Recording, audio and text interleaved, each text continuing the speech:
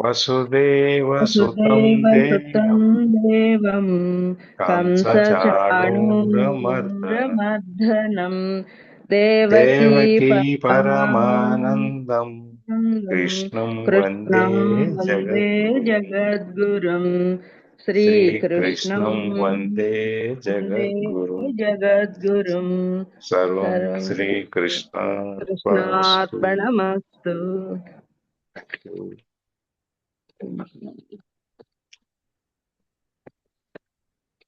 ఈ అధ్యాయంలో 29 శ్లోకాలే ఉన్నాయి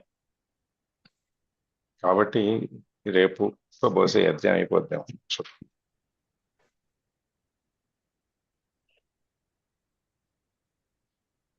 మనం నేను 24, 25 అధ్యాయాలు చూసినాం. దాంట్లో 3 రకాలైనటువంటి 24లో ఆత్మలోనే అనుభవించటం, ఆత్మలో సుఖించటం, ఆత్మలోనే ఆడుకోవటం, ఆత్మలోనే ప్రకాశం ఆడటం, ఆత్మ ప్రకాశం గురించి 3 రకాల గురించి ఆ శ్లోకంలో చెప్పారు. దాన్నే సుఖము, క్రీడ, జ్యోతి, ఈ 3 రకాలుగా. సుఖము అంటే మనం ఈ బాహ్య సుఖాలు కాదు, మనం ఆత్మ సుఖము, ఆత్మని దర్శించుకున్న తర్వాత ఆత్మ ద్వారా మనకు వచ్చే సుఖం ఏదైతే ఉందో, ఆత్మ ద్వారా తెలుసుకున్నప్పుడు మనకు వచ్చే ఆనందము ఏదైతే ఉందో దాన్ని అనుభవించటం అనేది సుఖము అంటే. క్రీడ అంటే ఆటలు, ఆట అంటే మనకి ఈ ఆటలాడుకోవటానికి క్రీడా స్థలం మన ఆత్మ మనస్సు. అక్కడే మనం అన్ని రకాల యాప్లైనా, మనం ఎన్ని రకాల కేరింతలైనా ఎన్నైనా మనం చేయొచ్చు. ఈ ఆత్మ అనేది తెలుసుకున్న తర్వాత మనకి ఆత్మ దర్శనం అయిన తర్వాత అంతర్ముఖులం అయ్యి లోపలికి చూసుకొని ఆత్మ దర్శనం అయిన తర్వాత మనం ఈ బాహ్యమైనటువంటి ఆటలన్నీ కూడా మనం అక్కడ దైవంతో, ఆ దేవుడితో మనం ఆటలాడుకోవచ్చు అన్నమాట, అన్ని రకాలు. ఇక మూడోది జ్యోతి. జ్యోతి అంటే దీపం.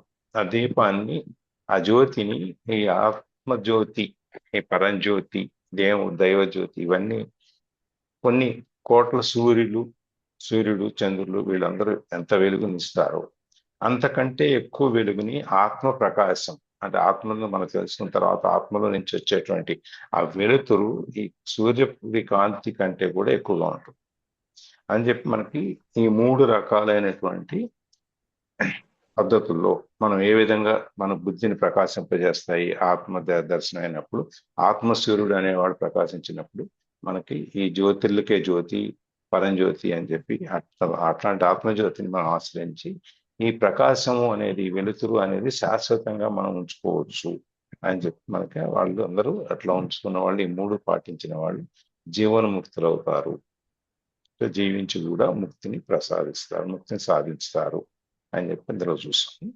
తర్వాత 25వ శ్లోకంలోకి వచ్చేటప్పటికి ఇంకో 3 రకాలు, ఈ 4 రకాలు చెప్తారు దీంట్లో. అందులో పాపరహితులు అంటే పాపం లేని వాళ్ళు, పాపం పాపాన్ని నుంచి బయటకు వచ్చిన వాళ్ళు. పాపం లేని వాళ్ళు ఎవరు ఉంటారు? ఎవరు ఉండరు కదా. అందరూ ఏదో విధంగా తెలుసో తెలియకో మనకి పాపం అనేది చేస్తాం. ఇప్పుడు దోమలు చంపటం, నల్లుని చంపటం, లేదా బొద్దింకలు, ఇవన్నీ రకరకాలైనట్టు ఉన్నాయి కదా. వీటిని చంపడం కూడా పాపం కిందనే లెక్క, ఎందుకంటే జీవహింస కాదు. ఇట్లాంటివన్నీ మనకు తెలిసి తెలియకుండానే ఇప్పుడు వంట చేసేటప్పుడు, కారు నడిపేటప్పుడు, బయట తిరిగేటప్పుడు చెప్పుల కిందనో చేతుల కిందనో ఇవన్నీ తెలిసి రకరకాలుగా చేసేవి మనం కొన్ని అయితే తెలియకుండా జరిగేవి తెలియక కొన్ని. చేసే కొన్ని, మనం తెలిసి చేసేవి, మనకు కావాలని చేసేవి. కాబట్టి దాని గురించి మాట్లాడకూడదు. తెలియకుండా కూడా మనం చేయటానికి సాధ్యం అవుతుంది అనమాట ఇవన్నీ వీటి వల్ల. అందుకని ఈ తెలియకుండా కూడా మనం కొన్ని పాపాలు చేస్తాం. అవన్నీ లేకుండా పాపరహితులం అవ్వాలంటే ఏం చేయాలి? సత్కర్మలు చేయాలి. సత్కర్మలు అంటే ఏం చేయాలి? నిష్కామ కర్మ చేయాలి. నిష్కామ కర్మ చేసేటప్పుడు మనం అందరికీ పనికొచ్చేది, 10 మందికి, సమాజానికి తోడ్పడేది ఆ పనులు చేయాలి. ఈ విధంగా ఒక్కొక్క దాంట్లోకి మనం బయట తీసుకెళ్తాం. అది పాపరహితులై ఉండాలి. తర్వాత సంశయరహితత, సంశయాలు లేకుండా, ఎటువంటి సందేహాలు లేకుండా, ఇప్పుడు నేను ఈ భగవద్గీత వినటం వలన నాకేమిటి లాభం వస్తుంది, ఇది వస్తుందా రాదా, ఏదో పెద్ద మేనేజ్మెంట్ గైడ్ అని చెబుతారు, ఇవన్నీ చెబుతారు. సరే నాకు వస్తుంది, మరి మీరు చెప్పిన ప్రకారం ఇంత పెద్ద మేనేజ్మెంట్ కోర్స్ అంతా చేయకుండా నాకు దీంట్లో లాభం వస్తుందా, నాకు కావాల్సినట్టుగా ఈ గీతని దీంట్లో నేను ఎట్లా దాన్ని అట్రిబ్యూట్ చేసుకోగలను, నేను ఎట్లా వర్తింపు చేసుకోగలను అని చెప్పి సందేహాలు ఉంటాయి. అట్లాంటి ఏమీ లేకుండా రెండోది. మూడోది ఇంద్రియ మనోనిగ్రహం. ఇంద్రియ మనోనిగ్రహాలు అంటే మన ఇంద్రియాలని మనసుని నిగ్రహించుకోవటం, ఎటువంటి విషయాల మీదకి పోకుండా, మంచిగా చెడు అనేది పక్కన పెట్టి అసలు ఎటువంటి విషయాల మీదకి మన మనసు పోకూడదు, ఇంద్రియాలు పోకూడదు. అది మనకు సంబంధించదా అనేది అనవసరం. అటువంటి పద్ధతిలో మనం దాన్ని గనక ఈ ఇంద్రియాలని మనసుని గనక నిగ్రహించుకుంటే మనం తొందరగా ఈ వివేకం వైరాగ్యం అన్నిటి వలన మనం త్వరగా ఈ ఆత్మ దర్శనాన్ని పొందటానికి అవకాశం ఉంటుంది అనమాట. అందుకని మనం ఇవన్నీ మోక్షాన్ని పొందటానికి ఇవన్నీ అవరోధాలు, ఈ దృశ్య వస్తువులు, ఇంద్రియాలు, మనస్సు, ఇవన్నీ వీటినన్నిటిని మనం జయించాలి. ఇంద్రియాలు జయించాలంటే మనసును జయించాలి, ఇంద్రియాలు జయించాలి, తర్వాత మన ఆలోచనలు జయించాలి. ఇవన్నీ తీసుకొని వస్తే మోక్షానికి మనం ఆత్మ దర్శనం కూడా చేసుకోవాలి, ఇవన్నీతో కాకుండా. అప్పుడు మనం ఈ ముక్తిధామాన్ని, ముక్తిని పొందటానికి మనం అడుగులో అవుతాం, పొందడానికి ప్రయత్నం అవుతున్నాం. తర్వాత సర్వభూత దయ. సర్వభూత దయ గురించి కూడా మనం నేను విశృంగా చెప్తున్నాం. అన్ని రకాలైనటువంటి జీవుల్ని మనం సమానంగా చూడాలి, ఎక్కువ తక్కువలని కాకుండా. మనుషులు కానివ్వండి, వికారులు కానివ్వండి, మనం సేదరించుకునేటువంటి జంతువులు కానివ్వండి, లేకపోతే జీవులు కానివ్వండి. ఇప్పుడు గొంగళ పురుగు ఉంది, గొంగళ పురుగు పట్టుకోవాలంటే మనకు కొంచెం జలదరిస్తుంది ఒళ్ళు. ఆ లార్వా స్థితి నుంచి ఆ గుడ్ల నుంచి మెల్లగాది గొంగళ పురుగు మళ్ళీ ఏమవుతుంది, సీతాకోక అవుతుంది. అప్పుడు మళ్ళీ మనం ఆనందిస్తాం దాన్ని చూసి, అవును కదా. అట్లాగే మన మనస్సులు కూడా, ఈ ఆలోచనలు ఇవన్నీ కూడా మనకి ఆ గొంగళ పురుగు లాంటివి. ఆ గొంగళ పురుగుని ఎప్పుడైతే మనం ఈ ఇంద్రియాలను నిగ్రహించుకోవటం, సంశయాలు లేకపోవటం, భక్తిని, దాని ధ్యానం, ఇవన్నీను, తర్వాత పాపాలు చేయకపోవటం, లేకపోతే ఉన్న పాపాలు ఇవన్నీ తగ్గించుకోవటం, సత్కర్మలు చేయటం, నిష్కామక, ఇవన్నిటినీ చేస్తే ఆ గొంగళ పురుగు సీతాకోక చిలుక మారేటువంటి ఆ స్థితి ఉంది. 10 రోజులు 11 రోజులు పడుతుంది దానికి. ఆ 11 రోజులు పట్టే స్థితి అక్కడ ఎట్లయితే సీతాకోక చిలుక మారి మన అందరికీ అది ఆమోదయోగ్యమైపోయి సంతోషంగా ఉండటానికి, చూడటానికి సీతాకోక చిలుకను చూసి ఆనందిస్తుంటాం, ఆ విధంగా ఎట్లా మారుతామో మన ఆత్మ కూడా ఈ విధంగా మనం అన్నిటినీ చూసి, అన్నిటినీ ఆనందిస్తూ, అన్నిటికీ ప్రేమను పంచుతూ, అందరిలోనూ మన ఆత్మ అలాంటి ఆత్మే ఉందని ఆత్మను చూస్తూ, దర్శనం చేస్తూ, అందరినీ సమానంగా మనం చూడగలిగినప్పుడు, అందుకే మనకి ఇంతకుముందు శ్లోకంలో బ్రాహ్మణుడు, చండాలుడు, ఆవు, ఏనుగు, కుక్క, వీటిని మనకు పోల్చి చెప్పారు. వీటిని మనం సమానంగా చూడాలి అని. అందుకని ఇక్కడ సర్వభూత హితదయ అని చెప్పి, సర్వభూతాలకి, అన్నిటికీ, అన్ని ప్రాణులకి, అన్ని జీవులకి మనం సమానంగా చూడాలి అని చెప్పేసి అని చెప్తున్నారు. అది అట్లాంటిది వాడు ఎప్పుడైతే మనం సర్వాత్మ అనుభవం అంటే అందరిలోనూ మనకున్న ఆత్మని మనం చూడగలుగుతామో, అట్లా చూడగలిగిన వాడిని మనం గుర్తించగలుగుతాం తేలిక. ఆ గుర్తించగలిగినప్పుడు మనం వాళ్ళని వీళ్ళు జ్ఞానులు, వీళ్ళకి ఆత్మదర్శనమైన వాళ్ళు, ఆత్మ అనుష్ఠానాలు అవన్నీ చేసి, ధ్యానం చేసి, వీళ్ళందరికీ ఈ ప్రపంచంలో వీళ్ళందరికీ దయని, శాంతిని ప్రసాదిస్తున్నారు, వీళ్ళు జ్ఞానులు అని చెప్పి మనం గుర్తించగలుగుతాం. ఇవన్నీ చేసినప్పుడు ఏ ఒక్క ప్రాణి మీద చూపిస్తే కాదు, అన్నిటి మీద చూపించాలి. సమస్త ప్రాణకోటిని కూడా మనం అదే విధంగా చూడగలగాలి. ఈ పురుగు బాగలేదు, అయితే ఎట్లా అని చెప్పి అంత అనుకోకుంటారు. అట్లాగే ఎవరన్నా వికారంగా కనిపిస్తేనో, లేకపోతే నల్లగా ఉంటేనో, అందంగా లేకపోతేనో మనం మాట్లాడకూడదు. అది వాళ్ళతో ఎవరు మాట్లాడతారు, అవన్నీ ఉండవు. అది కింద మనకి డోర్ సర్వీస్ చేసే డెలివరీ బాయ్ అయినా, లేదు గుళ్ళో మనకి పూజ చేసే పంతులు గారైనా, మన ఏదైనా, మన గురువులైనా, ఎవరిని వాళ్ళని ఎలా గౌరవిస్తామో వీళ్ళని కూడా అలాగే గౌరవిస్తాం. అది ఈ మూడింటి నిన్న సర్వభూత దయ అని చెప్పి దీని 3 గురించి నిన్న మనం ఈ 4 ఇక్కడ అక్కడ 3, ఈ 3 గురించి మనం నిన్న 24, 25 చూసాము. ఇవాళ 26 శ్లోకానికి వెళ్తాం.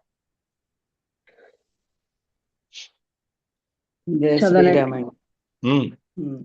ఉమ్, అక్క చదవండి. కామక్రోధ వియుక్తానాం యతీనాం యతచేతసాం అభితో బ్రహ్మ నిర్వాణం వర్తతే విదితాత్మనాం. ఈ అరిషడ్ వర్గాలు అనేది 6 రకాలైనటువంటి ఈ కష్టాలు, బాధలు, లేకపోతే లక్షణాలు ఏవైతే మనకి చెబుతున్నారో దాని గురించి అందులో ముఖ్యమైనవి చెప్పేది కామ క్రోధ. ప్రతి మనిషి దాంట్లో మిగిలిన లోభమత్వం, లేకపోతే ఈ పిసినార్తనంలో నుంచో లేకపోతే ఇంకో దాంట్లో నుంచో ఉన్నాయి కదా, దీంట్లో నుంచి అన్న బయటికి రావచ్చేమో కానీ మిగిలిన 4 నుంచి ఇది కామక్రోధాల్లో నుంచి బయటికి రావటం చాలా కష్టమైన విషయం. అందుకని చెప్పి మనకి ప్రతి శ్లోకంలో దాదాపుగా ఈ అధ్యాయంలో ముందు అధ్యాయాల్లో కూడా వీటి గురించే చెబుతున్నారు, కామక్రోధాల గురించి. సరే, ముందు ఈ శ్లోకం యొక్క అర్థం చూద్దాం.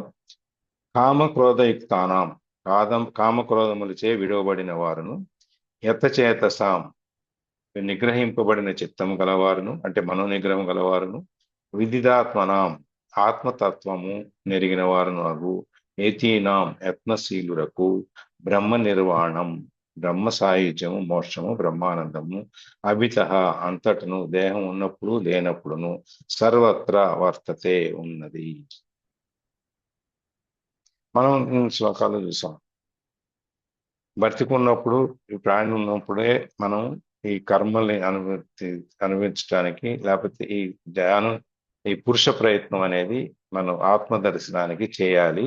ఈ వయసు వచ్చాక చేస్తాము, ఆ వయసు వచ్చాక చేసుకుంటాము, ఇప్పుడు అవసరమా అనేది మనకు లేదు. ఎందుకంటే మన ఈ ప్రాణం ఎప్పుడు ఉంటుందో ఎప్పుడు పోతుందో ఎవరికి తెలియదు.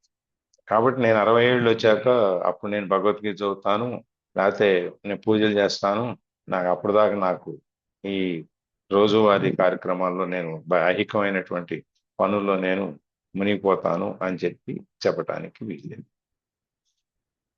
ఎందుకంటే ఈ ప్రాణం అనేది ఎప్పుడు ఉంటుందో ఎవరికి తెలియదు. కాబట్టి ఉన్నప్పుడే దీపం ఉండగానే ఇది చక్క పెట్టుకోమని సామెత ఎట్లయితే ఉందో అదే విధంగా మనం ఈ ప్రాణం ఉండగానే, అంటే నేను మొన్న కూడా అనుకున్నాను, ఇవాళ ఇది లాస్ట్ డే, నాకు ఆఖరి రోజు అయితే నువ్వు ఎలా ప్రయత్నం చేస్తావు, నువ్వు ఎలా. మనం ఊరు వెళ్ళాలనుకోండి, ఊరు వెళ్ళటానికి మనకు తెలుసు 10 రోజుల తర్వాత వెళ్తున్నాం అని చెప్పి 10 రోజుల ముందు నుంచి మనం సామాన్ చదివిపెట్టుకుని కూర్చుంటామా? కూర్చోం. కరణం గారు అమెరికా వెళ్ళేటప్పుడు ఎన్ని రోజుల ముందు నుంచి ప్రిపరేషన్ మొదలు పెట్టారు? 9 రోజుల ముందు నుంచి. ఏమంటే సార్ అంతే సార్, 4 రోజుల ముందు నుండి అంటే ఏమేం కావాలో తెచ్చి ఓ పెట్టాను సార్. వచ్చే ముందు మాత్రం సర్దుకొని వచ్చాను. అన్ని తెచ్చి అక్కడ పెట్టినా కూడా బయలుదేరే ముందు ఉన్నంత హడావిడి ముందు రోజుల్లో ఉండదు. ఉండదు సార్. అవును. ఇవన్నీ తెచ్చి పెట్టెలు చూసుకొని, బరువులు చూసుకొని, ఇది తీసేసి అవి తీసేసి మళ్ళీ కొత్త చేసి ఇంకేదో ఇచ్చి మా అబ్బాయి అంది అక్కడ కొంచెం ఇవ్వండి అని చెప్పి ఈ రకరకాలైనటువంటి ఆఖరి నిమిషం వరకు మనకి ఈ ఆఖరి నిమిషంలో ఉండేటువంటి తొందర ఆతృత ఇంకెప్పుడు ఉండదు అన్నమాట, ఎంత ముందు నుంచి మనం ప్రిపేర్ అయినా కూడా. అందుకని ఇక్కడ కూడా మనం జీవం ఉన్నప్పుడే, ఈ బొందిలో ప్రాణం ఉన్నప్పుడే మనము ఇవన్నిటిని ముందుగా తయారు చేసుకున్నా కూడా ఆఖరిలోకి వచ్చేటప్పుడు మనకి ఆతృత అనేది మన ఆదురత అనేది టైం అనేది సరిపోదు. అటువంటిప్పుడు నేను ఈ పలానా రోజు నుంచి మొదలు పెడతాను, నేను పలానా రోజు చేస్తానంటూ అర్థం లేదు. మనం అందుకని ఇక్కడ చెప్పేటప్పుడు ఏ స్థితిలో అయినా సరే, దేహం ఉన్నప్పుడు లేనప్పుడు కూడా, సర్వత్రా అన్ని టైంలో కూడా మనం దీన్ని పాటించగలగాలి అని చెప్పిన అంటే ఏమని చెప్తున్నారు దాంట్లో? కామ క్రోధాదులు లేనివారును, మనోనిగ్రహం కలవారును, ఆత్మతత్వం ఎరిగిన వారును, యత్నశీలులకు బ్రహ్మ సాయుధ్యము మోక్షము బ్రహ్మానందము అంతటను శరీరం ఉన్నప్పుడు లేనప్పుడు వెలుగుతూనే ఉన్నది సర్వత్రా. ఇప్పుడు మనం ఈ రోజుల్లో మోక్షం ఎలా సంపాదించాలని తెలుసుకున్నాం కదా. మోక్షం సంపాదించడానికి ఈ 2 అధ్యాయాలు, కర్మయోగంలో, జ్ఞానయోగంలో, ఈ అధ్యాయంలో మూడిట్లో కూడా మనకి చెప్పుకుంటూ వచ్చారు. కర్మయోగం ముందు, తర్వాత జ్ఞానయోగం, తర్వాత సిద్ధి అని. ఇవన్నీ చెప్తే మోక్షం వస్తుంది అని చెప్పి ఇవన్నీ చేస్తే అని చెప్తున్నారు. అని ఎవరు పొందుతారు? మోక్షం పొందాలి అంటే ఎవరెవరికి అవకాశం ఉంది? ఈ కామక్రోధాలను జయించిన వాళ్ళు. మనకి కోపం రాకూడదు, కామం కోరిక ఉండకూడదు. ఈ రెండు ఉండకుండా ఉండటం అనేది సాధ్యమయ్యే విషయమా? కాదు. అందుకని మనం ఏం చేస్తాం? మెల్లమెల్లగా ఒక్కొక్కటి వదిలించుకుంటాం. మన మ్యాజిక్ బుక్లో చదువుకున్నప్పుడు మన విష్ లిస్ట్ రాసుకుంటాం, కోరికల లిస్టు. ఒకటి క్లోజ్ ఒకటి క్లియర్ అయిపోగానే ఇంకోటి యాడ్ చేసుకుంటాం. ఒక స్టేజ్కి వచ్చేటప్పటికి అన్ని కోరికలన్నీ తీరిపోతే ఖాళీ అయిపోతుంది కదా. ఇంకా పుడుతూనే ఉంటాయా? ఏం కోరాలో తెలియదు కదా. అట్లాగే టు డూ లిస్ట్ ఉంటుంది మనకి. ఆ టు డూ లిస్ట్లో ఏం చేస్తాం? ఏమేమి పనులు చేయాలో అన్ని రాసుకుంటాం. అందులో టిక్ పెట్టుకుంటూ వస్తాం కొన్ని పనులు. ఆ కొన్ని పనులు అయిన తర్వాత ఇంకా కొన్ని మిగిలిపోతాయి. ఇవన్నీ మళ్ళీ రేపటి పడితే కలిపి రాసుకుంటాం. ఒక 10-15 రోజులు అయ్యేటప్పటికి ఇంకేం ఉండదు. టు డూ లిస్ట్ ఒకటో అరో ఉంటుంది, అది కూడా ఉండదు ఒక్కోసారి. అన్ని చేసేస్తాం కాబట్టి. అదే విధంగా ఇక్కడ కూడా జై శ్రీమన్నారాయణ సార్. టు డూ జై లిస్ట్ లో శ్రీమన్నారాయణ లేకపోయినా చెప్పండి. టు డూ లిస్ట్ లో లేకపోయినా విష్ లిస్ట్ లో మాత్రం ఉంటాయి సార్. విష్ లిస్ట్లో ఉంటాయా? అది పేపర్ ఎప్పుడు ఖాళీ అవ్వదు సార్. అందుకని ఆ సైకిల్ విషస్ సైకిల్ లేదా ఆ చక్రం తిరుగుతూనే ఉంటది ఎప్పుడు గుండ్రంగా. అయితే అందుకనే నేను ఎప్పుడు ఇంతకుముందు కూడా చాలాసార్లు చెప్పాను, దేవుడు ప్రత్యక్షమయ్యి నీకు 3 వరాలు 10 వరాలు ఇస్తున్నాను కోరుకో అంటే నువ్వేం కోరుకుంటావు? అప్పుడు ఎత్తుక్కుంటాం.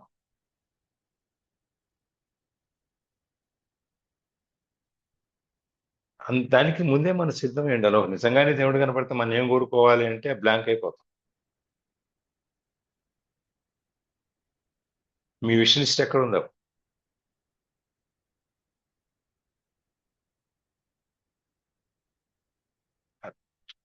మనకు మామూలుగా రాసుకుంటానికి ఉంటది. నిజంగా ఎవరన్నా వరం ఇచ్చి చేసుకోమనేటప్పటికి మనం ఏం అడగాలో తెలియదు, కింద మీద అయిపోతాం. అట్లా ఇవన్నీ కామక్రోధాలు అనే వాటిని మనం జయించిన వాళ్ళు. ముందు వాటిని జయించాలి. అవి జయించినప్పుడు మనకి ఈ మోక్షానికి పొందటానికి అనేటువంటి దానికి ఒక మెట్టు ఎక్కినట్టు మనం. అది ఒకటి. 2, మనస్సుని స్వాధీనంలో ఉంచుకోవటం. చిత్తం స్వాధీనం, మనసుని స్వాధీనంలో ఉంచుకోవటం, మనసుని నిర్మలంగా ఉంచుకోవటం. ఈ మనసులో ఎటువంటి ఆలోచనలు రావటం.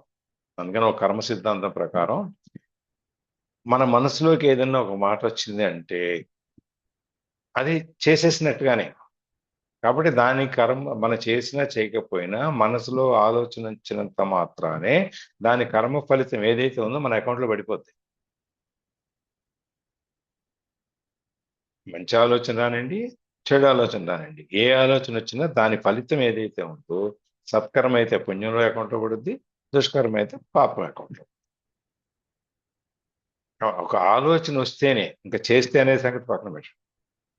ఎందుకంటే మన మనసులోకి ఆ ఆలోచన కూడా రాకూడదు, ఈ కర్మ ఫలితాన్ని మనం అనుభవించకూడదు అంటే అని చెప్తున్నారు అన్నమాట.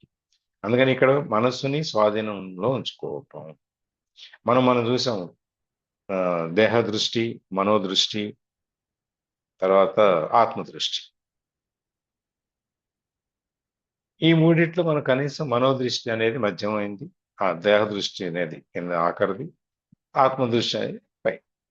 ఈ మూడిటి గురించి కూడా మనం మాట్లాడుతాం. అట్లా ఈ మనస్సుని స్వాధీనంలో పెట్టుకుని మనస్సుని పరిపరి విధాలుగా ఏ విషయాల మీద పోనీయకుండా పరిగెట్టనీయకుండా వెనక్కి లాగి పట్టుకున్నాం మనకి మోక్ష సాధనకి 2వ మెట్టు. దీని తర్వాత తత్వజ్ఞానం, ఆత్మను తెలుసుకోవడం.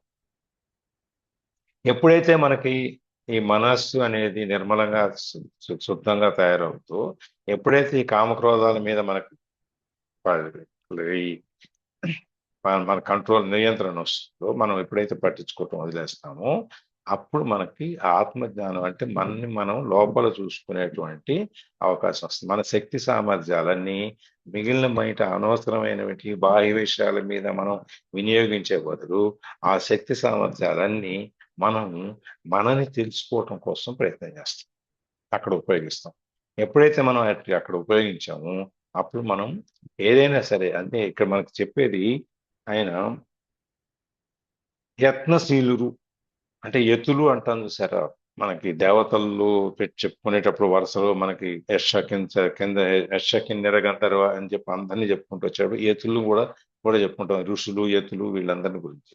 యతులు అంటే యత్నం చేసి సాధించిన వాడు, ప్రయత్నం చేసి దాన్ని సాధించిన వాళ్ళని యతులు అంటారు. యతి అంటే అదే అనమాట. యతులు అంటే వాళ్ళు అక్కడ హిమాలయాల్లో ఎక్కడ ఉంటారు. యతి అంటే ఋషులు మునులు అని చెప్పి వాళ్ళందరూ ఏంటంటే ప్రయత్నం చేసి, పురుష ప్రయత్నం అనేది ఏదైతే ఉందో అది చేసి సాధించిన వాళ్ళు అన్నమాట. వాళ్ళు అందుకని వాళ్ళ యతులు అంటారు.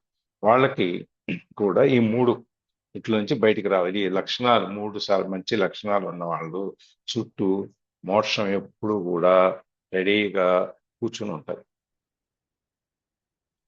ఎప్పుడు ఇవన్నీ మనం వదిలేస్తాము, ఈ దారి అంతా మనకి ఎప్పుడు కంప్లీట్ అయిపోద్దో మోక్షం రావడానికి దారి అనేది ఏర్పడదు, అది వెంటనే వచ్చేస్తుంది. ఖాళీ ఉంచదు. మన ఈ ఒకటి వదిలేసినంత మాత్రాన అక్కడ ఖాళీ ఎట్లయితే ఉందో ఆ ఖాళీలోకి ఇంకోటి వచ్చాయి. ఈ మోక్షం అనేది దగ్గరగా వెళ్తూ ఉంటాం, మనం వస్తూ ఉంటుంది అనమాట ఎప్పుడు అక్కడ. అంటే ఈ వేదాంత శాస్త్రాలు చెప్పేటువంటి వాసనాశయము, మనోవాక నాశనము, తత్వజ్ఞానము, వీటన్నిటిని ఈ 3 మనం ఎప్పుడు మోక్ష రూపుడే అయి ఉంటుందని భావం అనమాట. అంటే ఈ 3 తీసేస్తే మిగిలింది మనం కూడా మోక్ష రూపులు అవుతాము అని చెప్పేసి అని ఇక్కడ ఇది మనం ఇందాక అనుకున్నాం. ఇది ఈ 3 అధ్యాయాల్లో దాదాపుగా వీటి గురించి మనకి ఎన్నోసార్లు స్వామి చెప్తూ వచ్చారు. దానికి ఎందుకంటే ఒకదానికొకటి ఇవన్నీ ఈ పాపరహితం, లేకపోతే ఇవి మనోనిశ్చయాలు, ఈ మనోనిగ్రహాలు, తర్వాత ఈ ఆత్మజ్ఞానము, సర్వభూత హితదయ, ఇవన్నీ ఒకదానికొకటి పని వేసుకుని ఉంటాయి, ఒకదానికొకటి లింక్ అయి ఉంటాయి. ఒకటి వస్తే రెండోది, రెండోది వస్తే మూడోది, మూడో తర్వాత 4 మనకి నడిచిపోతూ ఉంటుంది. అందుకని దానికోసమనే మనకి చెప్పింది ఏంటంటే నువ్వు దీన్ని ప్రాక్టీస్ చెయ్యి, అభ్యాసం చెయ్యి, దీన్ని సాధించు. ఎప్పుడు దాన్ని ఇప్పుడు ఒకే విద్యని మనం 4 సార్లు, 10 సార్లు, 20 సార్లు, 30 సార్లు చేస్తే దాంట్లో మనకి ప్రావీణ్యం వస్తుంది కదా. మొదటి రోజుకిను, 5వ రోజుకిను, 10వ రోజుకి, 15వ రోజుకి, 30వ రోజుకి తేడా వస్తుందా రాదా? వస్తుంది సార్. వస్తుంది కదా. అందుకని నువ్వు ప్రయత్నం చెయ్యి, అభ్యాసం చెయ్యి, నువ్వు ప్రాక్టీస్ చెయ్యి. చేసినప్పుడు నువ్వు వీటన్నిటిలో కూడా నువ్వు చెప్పబడతావు. అందుకని యతీనాం అని చెప్పేది, యత్నశీలుడు అంటే యతులు అని చెప్పేది అందుకనమాట. ఈ ప్రయత్నం చేసినప్పుడు మనం ఉద్యోగం చేస్తున్నాము, మనం ప్రమోషన్ చేస్తాం. ఉద్యోగం చేస్తేనే కదా, సిన్సియర్గా చేస్తే పొద్దున్న నుంచి సాయంత్రం దాకా ఏ పని పెండింగ్ పెట్టకుండా ఒక సందర్భానికి వచ్చాక నాకు ప్రమోషన్ వస్తుంది. ప్రమోషన్ వచ్చిన తర్వాత మళ్ళీ బాధ్యతలు పెరుగుతాయి, మళ్ళీ వాటిని జాగ్రత్తగా చేస్తే మళ్ళీ ఇంకో ప్రమోషన్ వస్తుంది. అట్లాగే మనం పూజలో కూర్చున్నప్పుడు ఆ పూజని మనం నిష్టగా, ఎటువంటి డీవియేషన్స్, పక్కకు లాగటాలు, అటుపక్కకి ఇటుపక్కకి మన మనసును పోనీయకుండా స్టవ్ వెలిగించి ఉంచామా, స్టవ్ ఆపేసిందా, ఈ పూలేంటి ఇట్లున్నాయి, లేకపోతే పూలు రాలేదు, పళ్ళవాడు రాలేదు, ఇది లేవు ఇవాళ, వచ్చిన వాళ్ళని పలకరించడము, మీరు అసలు కూర్చోండి, వచ్చిన వాళ్ళు కూర్చోండి. పలకరిస్తే తప్పదు, అతిథేజ్ఞం కాబట్టి అది పోనీ తీసుకుందాం. పూజ చేసేటప్పుడు ఎవరెక్కడ పూజ కూర్చున్నారు, మీరు పూజ కూర్చోండి. చేసేటప్పుడు ఫోన్ పక్కన పెట్టుకోవడం, ఇవన్నీ మనకి మనం లాగుతాయి అటుపక్కకి ఇటుపక్కకి. ఇవన్నీ లేకుండా మనం కూడా ఆ పూజ చేసేటప్పుడు దైవ సాన్నిధ్యంలో కూర్చున్నప్పుడు మనకి అక్కడ కూడా ప్రమోషన్ రావాలని మనం అడగాలి. చదువుకున్న నాడు చదువు సరిపోయి, చదువు తర్వాత కళ్యాణం, కళ్యాణం తర్వాత పిల్లలు, ఇవన్నీ మనకు ప్రమోషన్లే కదా. పిల్లలు వచ్చిన తర్వాత చదువులు, ఇల్లు కట్టుకోవటం, మళ్ళీ అక్కడ ఇవన్నీ, దాని తర్వాత ఇంకోటి ఇంకోటి ఇంకోటి ఇంకోటి ఎలా వెళ్ళిపోతూనే ఉంది. ఇవన్నీ మనకి జీవితంలో అనేది మనకి స్థాయిల్లో మన స్థాయిని పెంచుకుంటూ వెళ్తాయి. ఎట్లా జీవితంలో ఇవన్నీ మన స్థాయిని పెంచుకుంటూ వెళ్తాయో దేవుడి దగ్గర కూర్చొని కూడా నీ భక్తి స్థాయి ఏదైతే ఉందో దాన్ని నువ్వు పెంచుకోవాలి. దానికి ఇవన్నీ యత్నశీలురు అంటే యతులు అంటే వీళ్ళందరూ దీన్ని పెంచుకోవడానికి మనం ఆ చేసుకున్నప్పుడే మనకి ధనలక్ష్మి వచ్చినా, ధైర్యలక్ష్మి వచ్చినా, అష్టలక్ష్మి, మోక్షలక్ష్మి వీళ్ళందరూ కూడా మన వెనకాలే వచ్చేస్తారు. అందుకని మోక్ష ప్రాప్తికి మనం ఎంతో శక్తితో, ఓపికతో అన్ని రకాలైనటువంటి మనకున్న వనరులన్నీ ఉపయోగించి మనం దాన్ని సాధించడానికి ప్రయత్నం చేయాలి. ఇదే ముందు చెప్పింది మనకి ఫస్ట్ లో మనకి కామక్రోధ వియుక్తానం అని చెప్పి, కామక్రోధ దాన్ని పరిత్యాగం అని వదిలేయటం, విరక్తి పొంది చెందటం వాటి మీద. అందుకని మన పునాలని ఇంతకుముందు చెప్తుండేవాడు, ఆ రజనీష్ ఆశ్రమం అని ఉండేది. దాన్ని ఈ ముక్తి అనేది, ఈ కామం అనేది జయించాలంటే మనం అనుకుంటే ఒకే స్వీట్ని 10 రోజులు తింటే ఎట్లా మొహం అవుతుంది.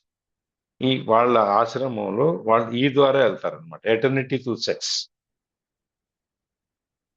వాళ్ళకి విసుగు పుడుతుంది అనమాట.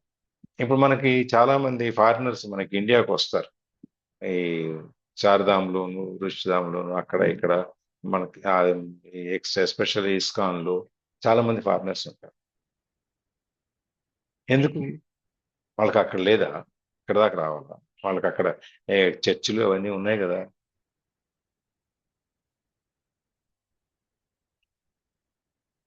వాళ్ళకి అయినా కానీ మన ఇండియాలోనే సంస్కృతి సంప్రదాయాలు, ఒకళ్ళనొకళ్ళు పలకరించుకోవటాలు ఇవన్నీ చాలా బాగుంటాయి కాబట్టి ఎక్కువ మంది అమెరికన్స్ ఆడికి వచ్చిన వాళ్ళు మళ్ళీ అమెరికా వెళ్ళడానికి కూడా ఇష్టపడరంట సార్. చాలా కొంతమంది మంది, అయితే అప్పుడప్పుడు ఖచ్చితంగా ఇండియా వచ్చి వెళ్తుంటారంట కొంతమంది. అవును. ఎందుకంటే అక్కడ సుఖాలు ఇవన్నీ అనుభవించి వాళ్ళకి మొహం మొత్తిస్తారు. ఈ కంఫర్ట్స్ అన్ని చూసి చూసి చూసి చూసి వాళ్ళకి మొహం మొత్తిస్తారు. అందుకని చెప్పి ఇక్కడైతే ఈ వాతావరణం, ఈ పరిసరాలు మనలాగా భూమి, మన కర్మభూమి కాబట్టి మనకి ఇక్కడ ఎన్ని ఉన్నదాన్ని వాళ్ళకి అది ఒక విధమైన కొత్తగా అనిపిస్తుంది. ఇప్పుడు ఈ జుకన్బర్గ్ వీళ్ళందరూ పెద్ద పెద్ద వాళ్ళంతా ఉన్నారు కదా, వాళ్ళందరూ ఒక సందర్భంలో do you believe me paise ఇది మన ఛత్తీస్గఢ్లో ఒక ఆశ్రమం, నీమ్కరోడి బాబా ఆశ్రమం అని, అక్కడ ఉన్నారు వారం రోజులు 10 రోజులు నైట్ అక్కడ ఉండేవాళ్ళు.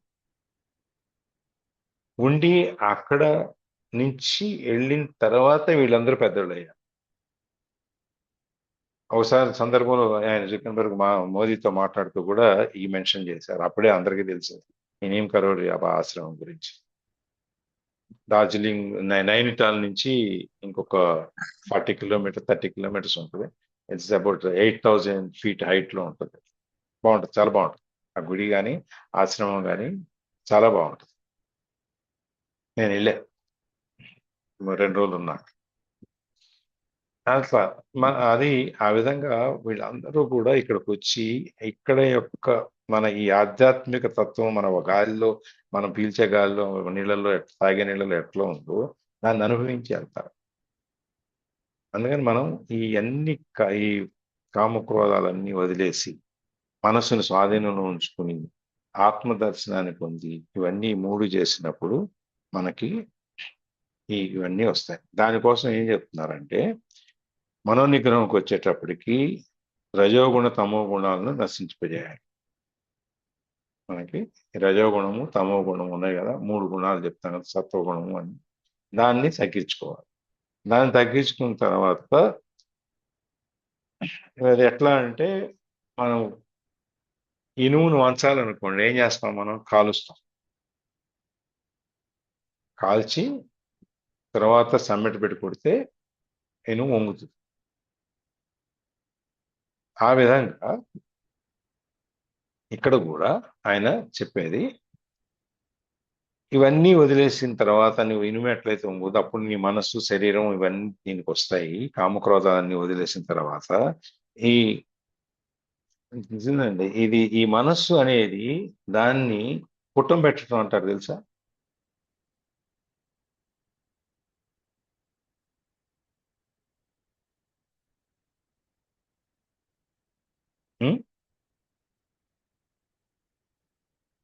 హలో, అవునండి, పుటం పెడితే బంగారాన్ని పుటం పెట్టారు, ఇంకా బాగా ప్రకాశవంతంగా మెరుస్తా ఉంది. ఇంకా మెరుస్తుంది కాల్చటం. అవునండి. ఈ గుణాలన్నిటినీ కూడా మన జ్ఞానం అనేటువంటి అగ్నితో ఈ మనసుని పుట్టబెట్టమంటాడు, కాల్చమంటాడు. దాని ద్వారా మనకి ఈ రజస్తమ గుణాలన్నీ పోయి మనము ఇవన్నీ మనసు మన స్వాధీనంలోకి వచ్చి ఈ సంసార చక్రంలో నుంచి మనం బయటకు వస్తాము అని చెప్పేసి అన్నమాట.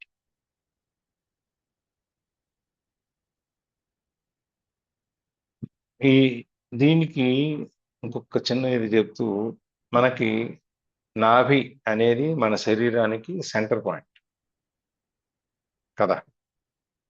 మనం వంగాలన్నా, తిరగాలన్నా, పక్కకు వంగాలన్నా, ముందు కూర్చోవాలన్నా, ఎక్కడ కూర్చోవాలన్నా పూర్తిగా మనకి ఆ నాభి అనే దారి ద్వారానే చుట్టూ మనకి తిరుగుతూ ఉంటుంది.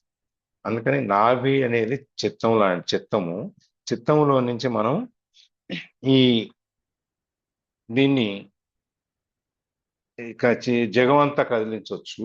అది అక్కడి నుంచి మనము జగత్ అంతా మనం శమించితే ఏవం బుద్ధే పరం బుద్ధ్వా అనేది చెప్తారు. ఆత్మ అందే మన చిత్తం అనేదాన్ని మనసు నిలబెట్టి ఉంచాలి.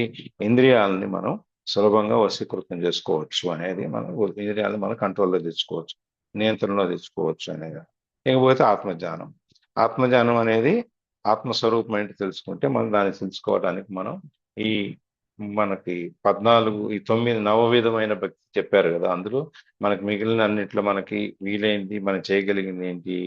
జపం, నామస్మరణ. ఈ నామస్మరణ చేస్తూ ఇక మనం మొత్తం జీవితం అంతా 24 గంటలు, అన్ని సెకండ్లు, అన్ని నిమిషాలు, గడియలు అన్నీ కూడా మనం ఆ భగవంతుని తలుచుకుంటూ వింటూ దాని గురించి ఆలోచిస్తూ ఉన్నప్పుడు ఈ ఆత్మజ్ఞానం అనేది మనకి తెలుస్తుంది. దాని ద్వారా మనం ఆత్మస్వరూపం అంటే ఏంటో తెలుసుకుంటాం. కాబట్టి ఆత్మ అంటే ఈ శరీరం కాదు, మనసు కాదు, బుద్ధి కాదు, ఇవేవి కాదు. వాటన్నిటికీ చూస్తూ పయనించి ఉండేటువంటి సాక్షిభూతకమైనటువంటి ఈ పరమాత్మ స్వరూపం ఏదైతే ఉందో అది ఆత్మ. మనం అనుకుంటాం, నేను గదిలోకి వెళ్ళి తలుపులేసి నేను చేస్తున్న పని ఎవరికి తెలియదులే అని చెప్పి. తెలీదా? పంచభూతాలు చూస్తాయి కదా. మన గదిలో తలుపేసుకున్నా కూడా ఎవరు చూడలేదంటే చుట్టూ ఉన్న మనుషులు చూడలేదేమో కానీ నీ మనసు చూస్తే, పంచేంద్రియాలు చూస్తే, పంచభూతాలు చూస్తే, ఇవన్నీ చూస్తూనే ఉంటాయి. ఎవరో చూడకపోవటం అనేది ఏం లేదు అక్కడ. అట్లా అనమాట. అందుకని ఇవన్నిటినీ మనం ఎప్పుడైతే ఈ సాక్షి ఆత్మ అనేది ఒక సాక్షిగా అనుకుంటామో, ఈ సాక్షి స్థితి నుండి మనం నిలకడగా ఉంటాము. ఈ ఆత్మ అనేది నశించేది కాదు. పంచభూతాత్మకమైన ఈ దేహంలో నుంచి ఈ దృశ్యము, ఈ వికారము, విషయాలు ఇట్లా నుంచి వికారం పొంది నిర్వికారంగా ఉండి ఎప్పుడు ఆలోచించేదే తత్వజ్ఞానము అని చెప్పి చెప్తున్నారు.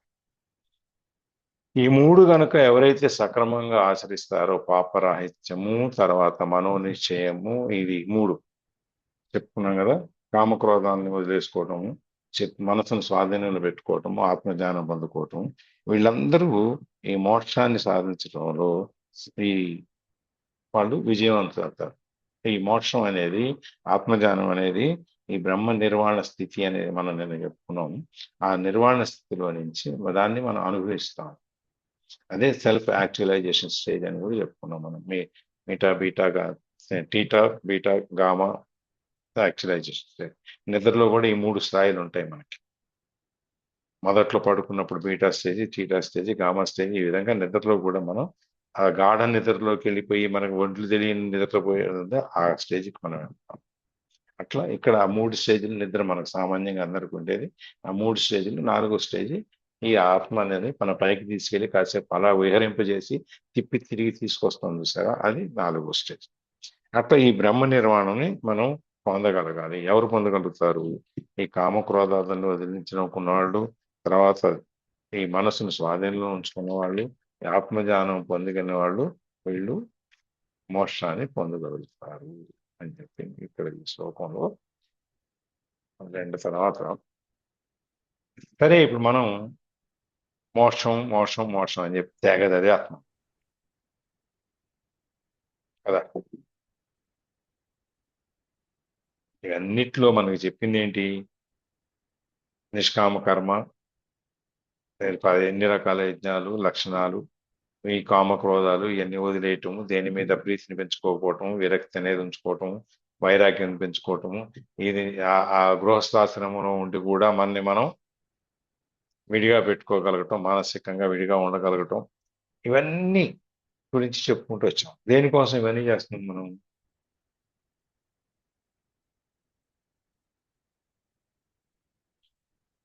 దేనికోసం చేస్తున్నాం ఇవన్నీ మనం? మోక్షం కోసం. మోక్షం. మోక్షం ఆత్మ సంతృప్తి కూడా సార్. ఆత్మ ఉం? సంతృప్తి. ఆత్మ సంతృప్తి. ఓకే. ఆత్మ అనే దాన్ని తెలుసుకున్నాకే కదా ఆత్మ సంతృప్తి అన్నీ వచ్చేది, తృప్తి అన్నీ వచ్చేది. అందుకనే కదా ఇక అక్కడ మనం ఆ సంతృప్తి అనేది పొందటం అనేది మనం ఆ స్థాయికి చేరగలిగినప్పుడు అప్పుడు వస్తుంది. ఈ మోక్షం అనేది ఎన్ని రకాలు ఉన్నాయి? ఎటువంటి మోక్షం కావాలి? ముక్తి, అంతే కదా. ముక్తి అంటే వీటిలో నుంచి మనం బయటపడిపోయి ఇక మళ్ళీ జన్మ రహస్యం, మనకి మళ్ళీ జన్మ లేకుండా మనం ఉండటం, అదే కదా మనం చెప్పుకుంటాం. అవునండి. ఇప్పుడు ముక్తి అనే దానికి వచ్చేటప్పటికి, ఈ మోక్షం అనే దానికి వచ్చేటప్పటికి ఎటువంటి మోక్షం కావాలి, ఎటువంటి ముక్తి కావాలి? ఇక్కడ కూడా మళ్ళీ స్టేజెస్ ఉన్నాయి.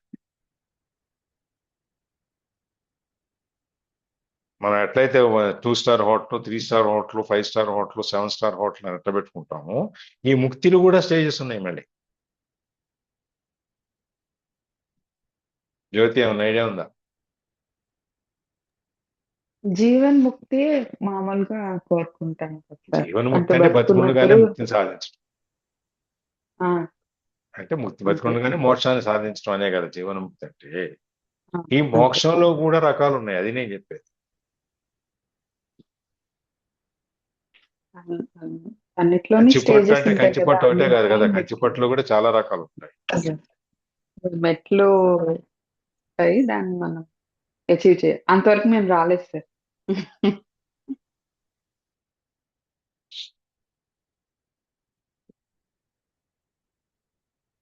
ఇంకెవరైనా ట్రై చేయండి, ఎన్ని రకాల మోక్షాలు ఉంటాయి?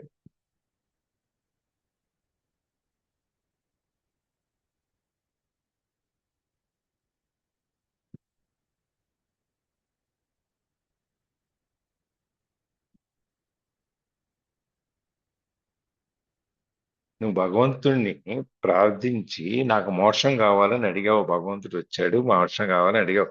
మన 10 కోరికల్లో మొట్టమొదటి కోరిక ఇది, ఇంకే కోరికలు లేవు మనకి, ఒకే ఒక కోరిక మోక్షం. సో భగవంతుడు నీకు ప్రత్యక్షం అయ్యాడు, నేను వరం అడగమాడు, మోక్షాన్ని పొందుకున్నావు, ముక్తి కావాలి నాకు, మోక్షం ఇవ్వండి అని అడిగావు. ఎటువంటి మోక్షం కావాలి?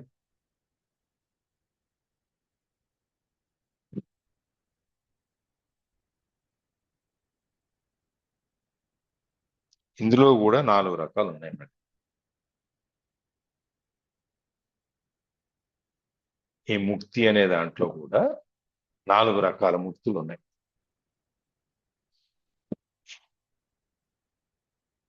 అది ఒప్పుకుందాం ఆ థియరీని అసలు ముందు.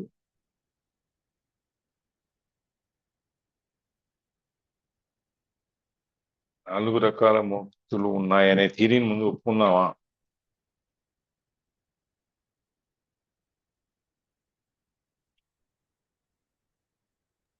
అవేంటో చెప్పండి సార్, ఒప్పుకుందాం లేదా మళ్ళీ చెప్పండి. చెప్తా. అసలు ఆ ప్రశ్న మార్గాలు ఉన్నా ఒకటే ఉంటది కదా మోక్షం అని అని అనుకున్నాను నేను. ఎట్లయితే మోక్ష సాధనకి ఒక్క మార్గమే కాదు కదా, చాలా రకాల మార్గాలు ఉన్నాయని చెప్పారు కదా. జ్ఞాన మార్గము, కర్మ మార్గము, భక్తి మార్గము, ఇవన్నీ ఉన్నాయి. సరే, 14 రకాల యజ్ఞాలు చెప్పారు, ఇంకా కాకుండా వేదాల్లో చాలా యజ్ఞాలు ఉన్నాయని చెప్పారు.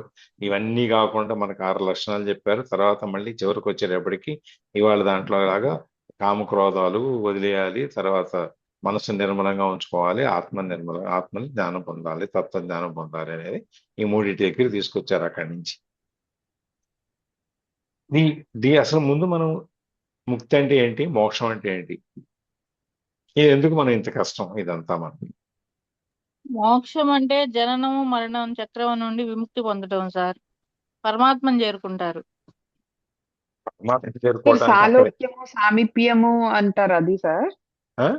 సాముధ్యము, సాలోక్యము, ఎస్, సామీప్యము అంటారు అవ్వ. అందులో ఈ 4 రకాలు ఏంటంటే సాలోక్యము, సామీప్యము, సాయుజ్యము, సారూప్యము, సాయుజ్యం. 4. ఈ లాస్ట్ లో సాలోక్యం కైవల్యం వస్తుందా సార్? లేదు, అదే సాయుజ్యం దాంట్లో అంటేనే కైవల్యం కాదు. కూడా ఉంటుందా? సాయుజ్యం అంటేనే అది.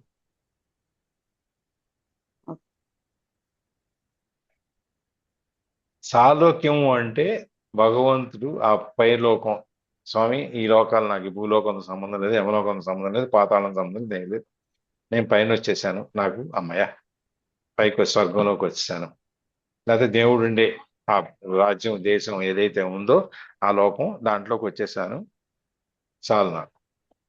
ఎట్లాగూ మనకి దీని తర్వాత పునర్జన్మ లేదు కదా, జన్మరాహిత్యం వచ్చేసింది కదా మనకి. ఇక దేవుడి యొక్క రాజ్యంలో ఉంటే సరిపోతుంది కదా మనం. చాలా చాలు. చాలు కదా అని అంటే మనం ఇది ఒక లెవెల్ వరకు తృప్తి. అక్కడి నుంచి సామీప్యము, దేవుడికి దగ్గరగా ఉంటాం, సమీపంలో ఉంటాం. ఇప్పుడు ఆదిశేషుడు స్వామి దగ్గరే ఉంటాడు, గరుడులు స్వామికి ఆ వాహనం, ఎలుక వినాయకుడి వాహనం, నంది శివుడికి వాహనం, పువ్వు లోటస్ బ్రహ్మస్థానం, ఇవన్నీ ఆంజనేయుడికి వాహనం ఉంది తెలుసా? ఆంజనేయుడి వాహనం పేరు చెప్పండి.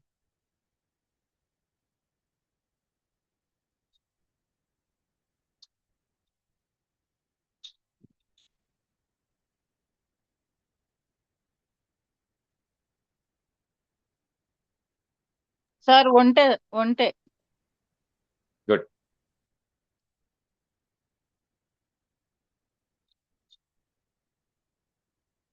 కాబట్టి అందరికీ వాహనాలు ఉన్నాయి. అందుకని స్వామి వీళ్ళందరూ ఈ వాహనాలన్నీ ఏంటి, స్వామికి దగ్గరగా ఉంటాయి, పక్కనే ఉంటాయి. తీయండి రా బళ్ళు అన్నట్టుగా వీళ్ళు రెడీ అయిపోతారు. అందుకే సామీప్యం. తర్వాత దీంతో వచ్చేది సారూప్యం. నెక్స్ట్ సారూప్యము అంటే భగవంతుడి రూపం ఏదైతే ఉందో అదే రూపం నాకు కావాలి.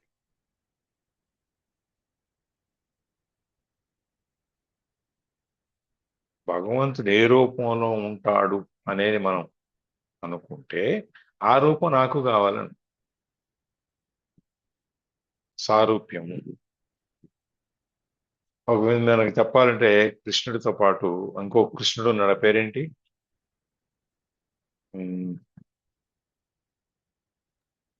నేను కృష్ణుడే. మామూలుగా నారాయణ వైకుంఠంలో అందరూ ఆయనలాగే ఉంటారు అని చెప్పి అంటారు, అట్లా సార్? ఆ అందరూ వైకుంఠంలో ఉన్న వాళ్ళందరూ నారాయణ ఆయనలాగే ఉండరు. ఇప్పుడు మనకి కృష్ణుడు భాగవతంలో వచ్చేటప్పుడు కృష్ణుడు లాగానే ఆయన పేరేంటి, నేను కృష్ణుడినే, నాకు అన్ని రకాల పవర్స్ ఉన్నాయి అని చెప్పి ఒక రాజు ఉంటాడు పెరుగుతున్నట్లు. అట్లా తను కూడా నేను భగవత్ స్వరూపమే. ఇప్పుడు మనకి ఇక్కడ చాలా మంది నేను భగవత్ స్వరూపులం, మేమంతా దేవ స్వరూపులం అని చెప్పి మనకు చెప్తుంటారు. మనం దైవం మా మీదే ఉంది, మేమే దైవం అని చెప్పి చెప్పేవాళ్ళు కూడా చాలా మంది. సారూప్యం అంటే భగవంతుడి రూపం ఏదైతే ఉందో ఏ రూపం ఆ రూపంలో నేను, నాకు ఆ రూపం కావాలి అనేది. అంటే ఒకటి సాలోక్యం, ఆలోకంలో ఉంటాం. రెండోది సామీప్యం, సమీపంలో ఉంటాం. మూడోది ఆయనలాగే ఉంటాం. ఆయనలాగా ఉన్నా కూడా రెండు శరీరాలు వేరే కదా. భగవంతుడు వేరే, మనం ఆయనలాగా ఉంటాం, మనం వేరే. అంటే మన అద్దంలో చూసుకున్నాం, అంతే కదా. మనం విడిగా ఉన్నట్టే కదా. అవును సార్, అవును. శరీరాలు వేరేగా. శరీరాలు వేరేగా, అలంకారం మాత్రం అదే ఉన్నా కూడా, ఆయనలాగానే ఉన్నా కూడా పని ట్విన్స్ లాగా అనుకున్నా, కవలలాగా. అవునా, విడివిడిగానే కదా ఉంటారు వాళ్ళు. అదే విధంగా ఇక్కడికి వచ్చేటప్పటికి ఇంకొకటి ఏంటంటే సాయుజ్యము, నాలుగోది ముక్తి. సాయుధ్యం అంటే ఆయన లోపల ఐక్యం అయిపో. ఇక ఆ రూపమా ఈ రూపమా ఏం లేదు, ఆయన లోపలే మనం ఉన్నాం. ఆంజనేయుడు ఎట్లయితే సీతారాములు నా మనసులోనే ఉన్నారంటే చీల్చి చూపిస్తాడు, ఆ విధంగా మనం ఆయనలోకి వెళ్ళిపోం, భగవంతుడిలో లీనమైపోవటం. ఇక మనకంటూ అక్కడ ఈ సాలోక్యంలో అయితే మనం ఏదో మన పాటికి మనం తోటల్లో దొడ్లలో ఆ పర్ణశాలలో ఎక్కడెక్కడో తిరుగుతూ ఉంటాం. సామీప్యం అంటే సరే దగ్గరగా ఉన్నాం, స్వామి పొద్దున్న సాయంత్రం చూసుకున్నాం, గోదావరికి దండం పెట్టుకున్నాం, వెళ్ళాం, మళ్ళీ వచ్చాం, మనకి ఇంకా పాస్పోర్ట్ అనమాట, ఎవడు ఆపడు మనకి. సారూప్యం అంటే ఆయనలాగే మనం ఉన్నాం కాబట్టి ఇక మనకంటలే అని చెప్పని అది. సాహిత్యం అంటే ఇవన్నీ ఏమీ కాదు, ఆయన లోపలే లీనమై ఆయనలో మనం ఒక భాగం అయిపో. ఈ విధంగా 4 రకాలైన ముక్తులు ఉన్నాయి.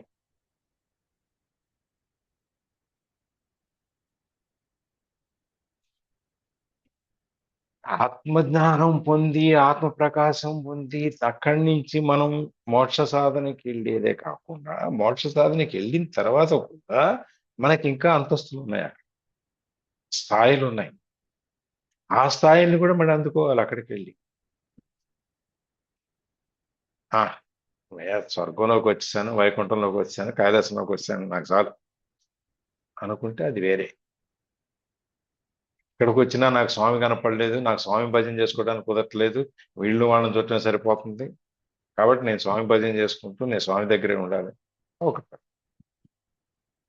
స్వామి లాగే ఉండాలి అనేది ఇంకొకటి. అసలు ఇదంతా నాకు ఎందుకు, స్వామిలో ఉంటే పోలేదు, గొడవలేదు. అది పీక్, హైయెస్ట్ స్టేజ్.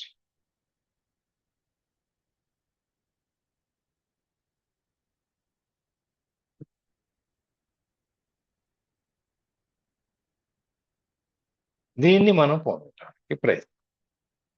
మోక్ష సాధన అంటే మోక్షం సాధించడం ఒకటే కాదు, మోక్ష సాధన తర్వాత మోక్షం వచ్చింది ఎప్పుడైతే నువ్వు ఇవన్నీ వదిలేసి నువ్వు ముముక్షు అయిపోయి నువ్వు మోక్షాన్ని సాధించినప్పుడు, నేను మోక్షాన్ని సాధించాను, నాకు ఆత్మజ్ఞానం వచ్చేసింది కాబట్టి నేను ఇంకేం చేయక్కర్లేదు అంటానికి లేదు. మళ్ళీ అక్కడి నుంచి కూడా స్థాయిలు ఉన్నాయి.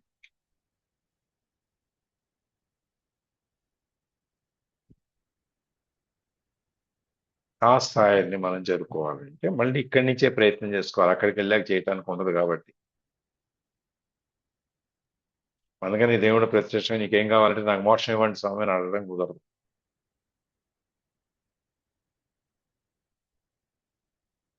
ఇంకా అంతకంటే ఎక్కువ ఉన్నతమైనవి ఉన్నాయి కాబట్టి దాన్ని అడగలగాలి మనం, అది తెలుసుకోవాలి.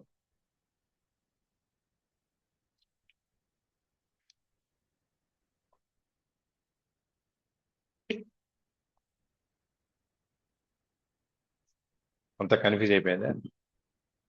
లేదు సార్, ఆలోచిస్తున్నాను సార్, దేవుడు వస్తే ఏం అడగలవారమని. అదే ఇప్పుడు మన 10 కోరికలు ఏంటి అనేది ఐతికం, మన ఇది భౌతికమైన కోరికలు మనం అడిగేసాం, అది అది డిసైడ్ అయిపోయామా, అది అవలా. సరే, ఇవన్నీ ఎందుకు వచ్చింది, ఇంత మనం కష్టపడేది మోక్షం కోసం కదా అని మోక్షం అడుగుదాం అంటేనేమో ఇప్పుడు ఇన్ని రకాలు వచ్చినాయి, ఏ మోక్షం అడగాలని.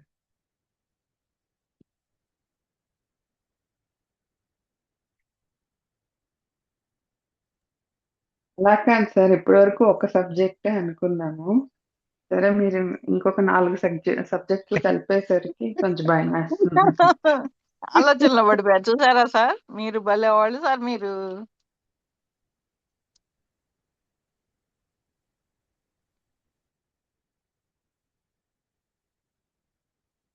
పరిమితి అనేది దేనికి లేదు. అందులో ఈ ఐహిక సుఖాలు వదిలేసి ఆధ్యాత్మిక లోకి వచ్చినప్పుడు ఇక్కడ, అందుకని మొదట్లోనే చెప్పింది ఇది ఇన్ఫినైట్, అంతులేనిది, దీనికి లోతు లేదు, అంతు లేదు, ఏది లేదు, ఎక్కడ మొదలు ఎక్కడ చివరో తెలియదు. పోతా ఉంటే అలా అలా అలా లోపలికి తీసుకెళ్తా ఉంటుంది.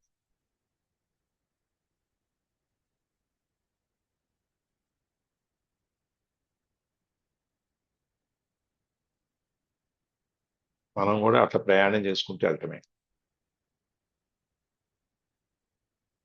ఎక్కడో చోట దారి దొరకపోదు. ఇంకా అదే దారిలోనే ఉన్నాము, మోక్షం దారిలోనే ఉన్నాం కదా. మనం పూజ దగ్గర కూర్చుని ఇవన్నీ వదిలేసి, స్వామి నాకు నీ మీద ఇవాళ 5 నిమిషాలు భక్తి కుదిరింది, నాకు రేపు 10 నిమిషాలు నీ మీద భక్తి ఉండేటట్టు, నా మనసు నీకు ఆ పాదాల దగ్గర ఉండేటట్టు, నీ గురించి ఆలోచించేట్లు అనుగ్రహించు స్వామి అని ఎప్పుడు అడుగుతాం.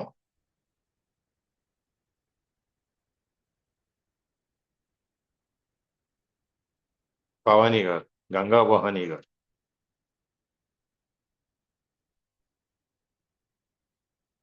వాళ్ళు ఆయన చెప్తారంటారేమో చూడండి భవానీ గారు, మా వారు చెప్తారండి అని.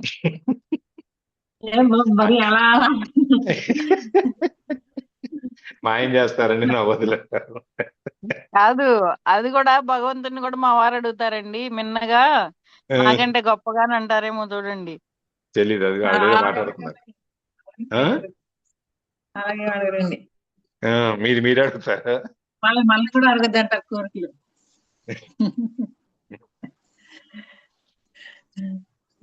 ఎప్పుడు మనం భగవంతుడి దగ్గర కూర్చొని ఇవాళ కంటే రేపు నాకు ఇంకా ఎక్కువ ఏకాగ్రత కుదరాలి, నీ నామ స్మరణ ఇంకా ఎక్కువ చేయాలి, నీ ధ్యానంలో నేను ఇంకా ఎక్కువసేపు ఉండాలి అని మనం అడగగలుగుతాము. అప్పుడు మనం ఆ మార్గంలోకి వచ్చినాం.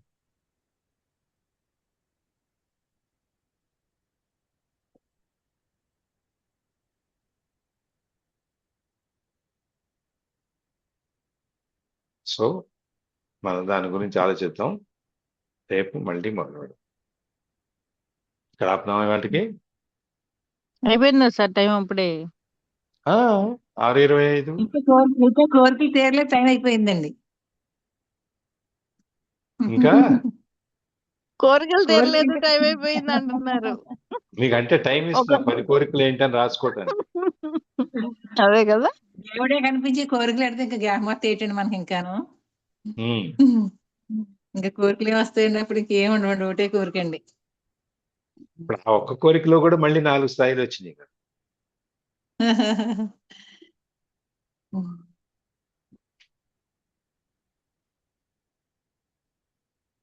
ఇప్పుడు ఈ పరిస్థితుల్లో కోరికలు ఏంటంటే వస్తాయండి మనం కోరుకునే కోరిక తింటా తిరుగుతా దేవుడి దగ్గరికి తీసుకెళ్ళి పరమాత్మ అనుకుంటానండి. ఒకరి చేత చేయించుకోకుండా హాయిగా మనం అంతవరకే కోరుకుంటున్నాం. అంతేనండి. ఒకటే కోరికండి ఇంకా. ఎందుకంటే ప్రశాంతంగా నీ నామస్మరణ మాకు మనస్ఫూర్తిగా ఈతండి, మాకు ఎప్పుడు నీ ధ్యానంలో ఉండి తండ్రి కోరుకోవడం తప్ప ఇంకా అంతకు మించి ఏమి లేదండి ఇప్పుడు ఇంకా. థ్యాంక్ యూ అండి.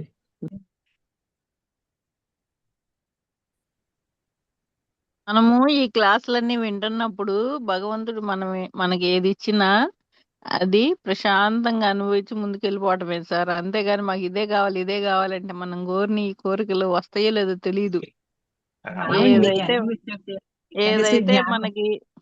ఏదైతే మనకి అందిందో దానిలో వెళ్ళిపోతా ఉండటమే మనం, అంతే. మనకి వచ్చినా రాకపోయినా మనం ఆత్మ సంతృప్తిగా ఉంటాం. కోరుకున్నాం కదా అలాగే వెళ్ళిపోతామన్న తృప్తితో ఉంటాం. అంతే అంతే. ఏది కోరుకోవాలనుకుంటున్నామో దానికోసం ట్రై చేయాలి, కష్టపడాలి. మన కోరిక నెరవేర్చుకోవడం కోసం మనం MBBS చదవాలి, పిల్లల్ని చదివించాలి, దానికోసం ఎలా పంపిస్తున్నామో అలాగే మనము దేవుళ్ళో ఐక్యం అవ్వాలి అని అనుకున్నప్పుడు దానికోసం అంత కష్టపడి ఐక్యమయ్యే అంత భక్తి మనం ఉండాలి. ఉండి ఐక్యం, వెంగమాంబ వాళ్ళందరూ ఎంత భక్తితో ఎంత ఉంటే ఐక్యం చేసుకున్నాడు దేవుడు, అంత భక్తి ఉంటే అప్పుడు ఐక్యం చేసుకుంటాడు. మనం కోరుకున్న వెంటనే మన కోరికలు తీర్చడుగా దానికోసం ప్రయత్నం చెయ్యాలి. బాగా ఐక్యం చేసుకోవాలి. దేవుళ్ళో ఐక్యం అవ్వాలంటే ఎంత భక్తి ఉండాలి, ఎంత కష్టపడాలి అనే దాన్ని మనం చెయ్యాలి. చేసి అప్పుడు ఐక్యం అయిపోవాలని కోరుకోవాలి. ఎవరు? వివో వేణి గారా? కాదండి, ధనలక్ష్మి గారు కాదు, ఇంకో ఇక్కడ వివో V2558 ఎవరు సార్? నేనే.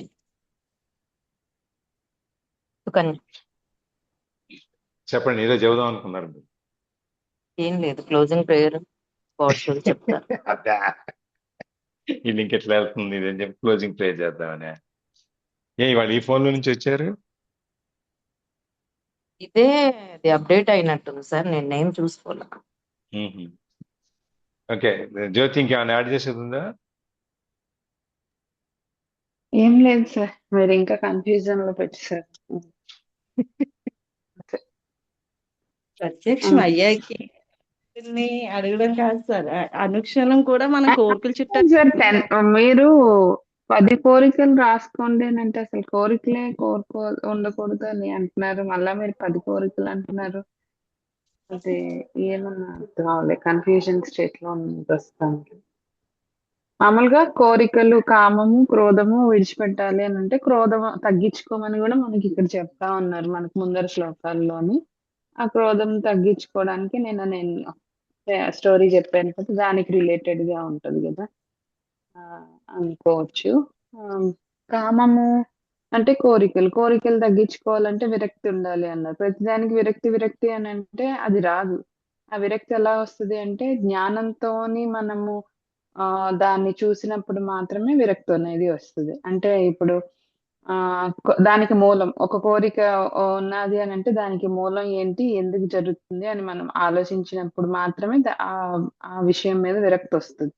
ఎట్లా అనంటే ఇప్పుడు టీవీ రిపేర్ చేసేవాడు చూస్తాడు ఆ రిపేర్ సెక్షన్, ఆ మదర్ బోర్డ్ అది తీసి మనం కూడా చూస్తాం. సో వాడు ఏ దృష్టితో చూస్తాడు, ఏ పార్ట్ పోయింది, ఎక్కడ బాగు చేయాలి అనేది చూస్తాడు. మనం కూడా దాన్ని అలాగే దాన్ని మొత్తం మనకు కూడా కనపడుతుంది, కానీ మనం చేయలేము.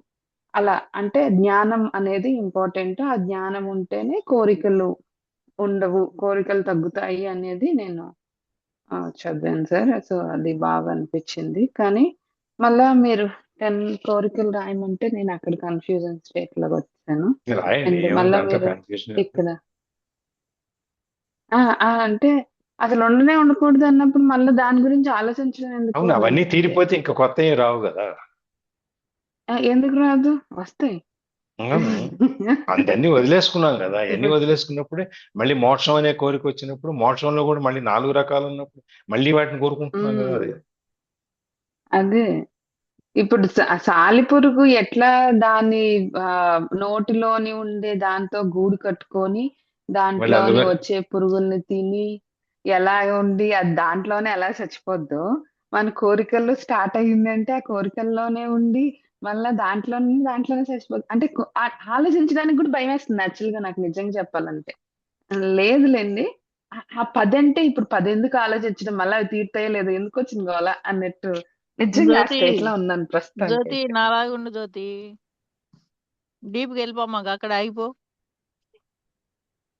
లలిత ఏదో ప్రశాంతంగా చెప్తారు, లలితయ్య గారు ఏదో చెప్తున్నారు.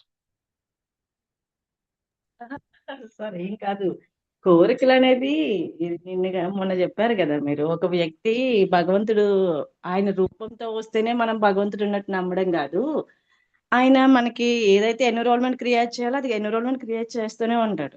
మన లోపల మనం బాహ్యంగా చాలా మందికి షేర్ చేస్తూ ఉంటాము, ఇది ఇలా ఉంటే బాగుంటుంది, అది మన లైఫ్ జర్నీ కానీ మనకి ఏదైతే నీడ్స్ ఉన్నాయో అవి కానీ, లేదా ఎలా అయితే మనం ఏ కోణంలో చూసినా ఏ యాంగిల్లో మనకి ఏది అవసరం ఉందో అదంతా మనము మనసులో కూడా అనుక్షణము దాన్ని అనుకుంటూనే ఉంటాము, షేర్ చేస్తూ ఉంటాము. అది భగవంతుడితో కూడా చెప్పినట్టే, అది డైరెక్ట్ గా ఫేస్ టు ఫేస్ గుడికి వెళ్ళి కొబ్బరికాయ కొట్టి భగవంతుడి ముందు నుంచుని అడగడం కాదు. ఎనీ టైం మనం చెప్పేది భగవంతుడికి కనెక్ట్ అవుతుంది, ఆయనకి అర్థమవుతుంది, ఆయన వింటున్నాడన్న ఒపీనియన్ తోనే మనం అన్ని కూడా రిలీజ్ చేస్తూ ఉంటాం ఆలోచనని. అది కోరిక అనే పదము, కోరిక అడిగాము అనే పదము, ఆయన అడిగాము అనే పదం అనేది అక్కడ లేకపోయినా ఆయన అడుగుతున్నట్టే లెక్కది కదా. కాకపోతే అది ఆయన ఉన్నాడు అని కూడా నమ్ముతున్నాం మనము. మొన్న చెప్పినట్లుగా అదే ఆయన ఫిజికల్ గా వస్తే ఇప్పుడు మనము ఇంటెన్షన్ ఒక స్టక్డ్ మైండ్ తో ఉండిపోతాము, ఒక స్తబ్దిగా ఉండిపోతాము. భగవంతుడు వచ్చినప్పుడు మళ్ళీ అంత మనసు అంతా శూన్యం అయిపోతుంది. ఎలాగా అదేంటంటే ఒక ఎమోషనల్ అన్నమాట, ఒక ఎగ్జైట్నెస్ లో అన్ని మర్చిపోవచ్చేమో, కానీ భగవంతుడితో ప్రతి క్షణము మాట్లాడుతున్నట్టే జరుగుతుంది. మనము కోరికలు కూడా ఆయనతో కనెక్ట్ అయ్యి ఆయన్ని అడుగుతున్నట్టే కూడా మన జీవన విధానంలో అది ఒక భాగంగా కంటిన్యూ అయిపోతూనే ఉంటున్నాము. కాకపోతే ఈ అవేర్నెస్, ఈ జ్ఞానం, ఈ సెషన్స్, ఇవి క్లాసులు వినడం వల్ల కానీ ఇవి నేర్చుకోవడం వల్ల కానీ అవేర్నెస్ లిమిట్ గా ఉండాలి, కోరికలు లేకుండా ఉండాలని అనుకుంటున్నాం. కానీ మన జీవన విధానంలో కోరికలు అనుక్షణము కూడా కోరికలు కోరుకుంటేనే మన జీవన విధానాన్ని కంటిన్యూ చేస్తున్నాం. జస్ట్ అది భగవంతుని కోరుకుంటున్నాము, లేదా నేను ఎక్కువ కోరికలు కోరుకుంటున్నాను, లేదా నేనేం కోరుకోకుండా జీవితాన్ని సమన్వయంగా జీవిస్తున్నానని మాత్రం అనుకుంటున్నాం, కానీ ఆ చిట్టా జరుగుతూనే ఉంటుంది కదా సార్. సార్ అంటే కోరికలు అనేది అనుక్షణం కోరుతాను సార్. ఒక 10 కోరికలు కాదు, రోజుకి చాలా, అవన్నీ కూడా కోరికల చిట్టాల లిస్ట్ లోకి వెళ్ళిపోతుంది సార్. జస్ట్ మన పదం అయితే వరం అడిగామనే పదాన్ని ఒక అదే అంటే ఏంటంటే 10 పేపర్ అయిపోయిన తర్వాత 10వ కోరిక ఏంటంటే, స్వామి మళ్ళీ మీరు ఒక సంవత్సరం తర్వాత రండి, మళ్ళీ ఇంకొన్ని కోరికలు వస్తాయి, అది అడుగుతాను అప్పుడు అని చెప్పి 10వ కోరిక. అది బాగుంది సార్. ఇంకా అంటే రిపీట్ అది కూడా కోరికలు ఇష్టపడుతుంది కాబట్టి 11వ కోరికలాగా కనిపించదు, కానీ పదేగా మీకు ఇచ్చింది, రిపీటెడ్ 11 లేదు 10. అదే అదే సార్, అదే అన్నాను, కనిపించదు కానీ అది కోరిక, అది బాగుంది కదా రిపీట్ చేయడానికి. ఇలా మీరు అలా అలా అడగలుగుతారు అనమాట. ఓకే, క్లోజ్ చేద్దామా? రికార్డింగ్ ఆపేస్తున్నా. ఇంకెవరన్నా ఉన్నారా?